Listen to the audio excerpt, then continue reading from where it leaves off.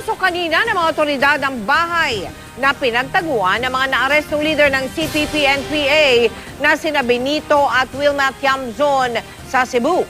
Mula sa Cebu, nakatutok live si Cedric Castillo. Cedric?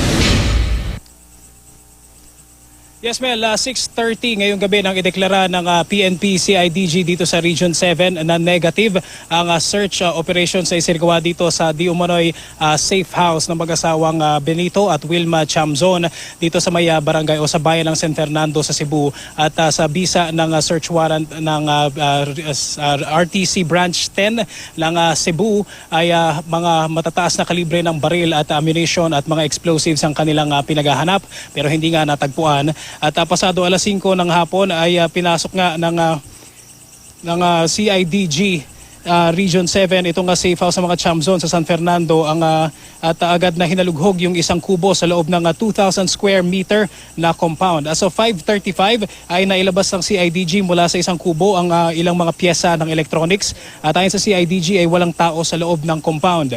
Ang sumunod na hinalughog ng mga pulis ay ang kusina sa likod ng bahay at ayon kay Police Senior Superintendent Richie Posadas, ang Regional Director ng CIDG dito sa Region 7 ay hindi na sila nag-coordinate sa may-ari ng bahay dahil wala ito. Gayunman, sinabi ni Posadas na ang kanilang witness na isinasagawang search ay ang barangay officials ng Barangay Sangat, San Fernando dito sa Cebu at sinabi pa ni Posadas na ang kanilang hinahanap nga ay yung mga baril at ammunitions at explosives. Bagkus ang mga nakuha nila ay mga mobile devices, laptops at ilan pang electronics na maaari ring makatulong sa kaso.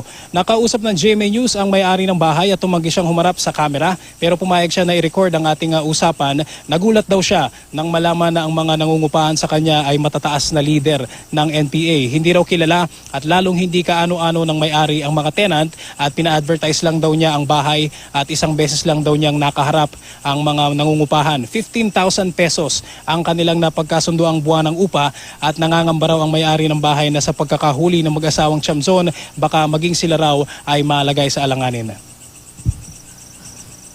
Kung kakain sana ako, hindi ako nakakain dahil medyo masama yung ko eh. Masama ang loob ko dahil bakit nagkaganon ang natin. Hindi naman tayo masama tao. Malinis naman tayo. Mas mabuti ngayong ganun. Tingnan nila yung bahay para kung mayroon mang naiwan, hindi maganda yung makuha. May rush yung pag-alis nila. And that would also show na nauna nang nailabas yung kung ano man yung nahanap natin. Mel, sa kasagsagan ng search operations kanina ay muli nating nakausap yung isang miyembro ng pamilya na may-ari nitong safe house. At ayon sa kanila ay handa raw silang makipag-coordinate sa mga otoridad at sa mga miyembro ng CIDG dito sa Maya, Cebu. At naniniwala raw sila na ito ay matter of national security, Mel. Maraming salamat sa iyo, Cedric Castillo.